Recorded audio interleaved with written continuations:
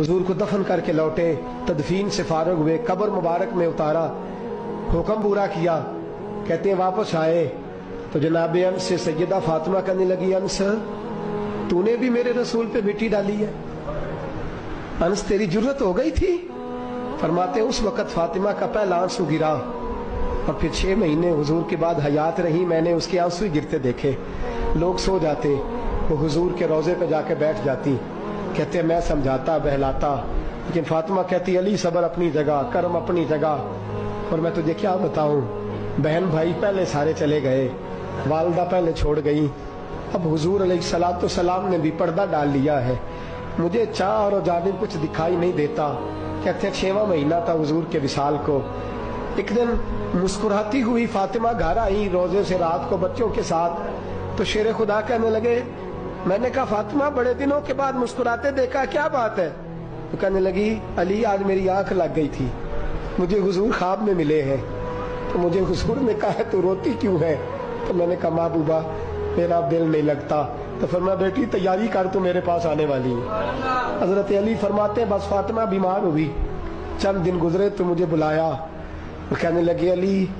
وقت جانے کا آ گیا ہے، یہ علی کے گھر کی ہے عزت علی سے سنتے،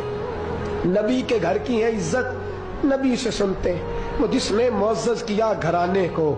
حسین پال کے جس نے دیا زمانے کو، جانے کا وقت آ گیا ہے علی۔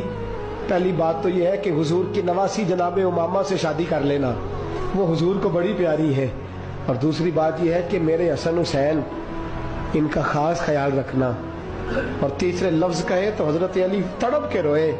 کہنے لگی میں نے وقت گزارا ہے، آپ کی حقوق میری ذمہ داری تھے، میں انسان تھی بھول جاتی تھی، اگر مجھ سے کہیں کوئی کمی رہ گئی ہو تو مجھے رضائے الہی سے درگزر کرنا، کہیں میں حضور کے سامنے جا کے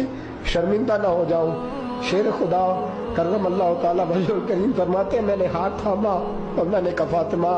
علی کا بڑا مرتبہ تھا، پر جو تیری نسبت سے کمال تھا وہ تیرا ہی تھا، تو کیسی بات کرتی ہے، تو نے تو حد کر دی، شہزادی ہو کے میرے گھر میں خادموں کی طرح رہی۔ حضرت فاطمہ رضی اللہ تعالیٰ عنہا کا دوسرا حکم یہ ہوا کہ مجھے رات کو دفنایا جائے، اور فرمایا میرے پہلے مدینے میں ایسا نہیں ہوتا تھا، یہ حضرت فاطمہ نے سب سے پہلے کہا، فرمایا